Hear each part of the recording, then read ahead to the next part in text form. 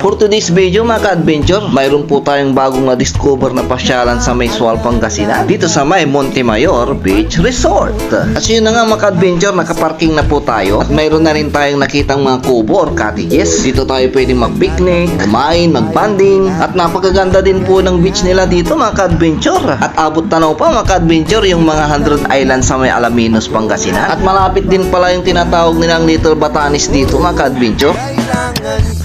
So yun na nga mga ka-adventure, kailangan pa palang lakadin yung papuntang Montemayor Beach dito. Kaya yan, sinimulan na po namin maglakad ng mga kasama ko. Talagang adventure talaga yung pagpunta dito.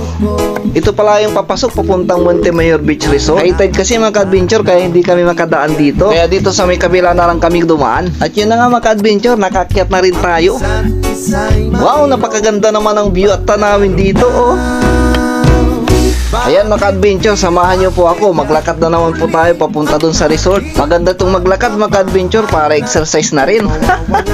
So yun na nga mga ka-adventure, malapit na po tayo. Makikita at matatanaw na rin natin ang tinatagong ganda ng Montemayor Beach Resort. Bagong bago lang daw itong resort na ito mga ka-adventure. Nasa 2 years pa lang siya. Kaya iilan lang talaga yung nakakaalam dito. At yun na nga mga ka-adventure, pagpasok natin dito, ito agad ang bubungad sa atin. Wow, napakaganda mga ka-adventure.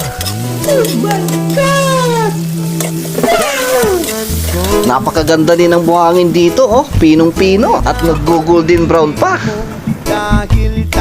Baligaling pa kami sa may kabilang beach resort mga ka-adventure, doon sa may Masimera at nataanan nga namin tong karatula nito. Kaya sabi nung kasama namin, maaga na tayong umuwi para madaanan pa natin. At yun nga mga ka-adventure, hindi nagkamali. Napakaganda din pala dito. Hindi siya overcrowded mga ka-adventure, parang sulong-sulong nyo po yung resort oh. May mga cottage din dito mga ka-adventure na pwede kayo mag-rent. Bali ito pa yung mga ibang rate nila mga ka-adventure, kung anong oras sila nagsasara at nagbubukas. At kapag naabutan kayo ng gabi, pwede na rin kayo mag-overnight dito. Napakabait ng mga staff dito mga ka-adventure. Nakakwentuhan natin sila ng saglit. Abay mga taga San Carlos pala sila, taga San Carlos, Pangasinan. Kaya mga ka-adventure, kung naghahanap po kayo ng bagong mapapasyala, isama nyo na po sa bucket list nyo ang Montemayor Beach Resort na matatagpuan dito sa may Sual, Pangasinan.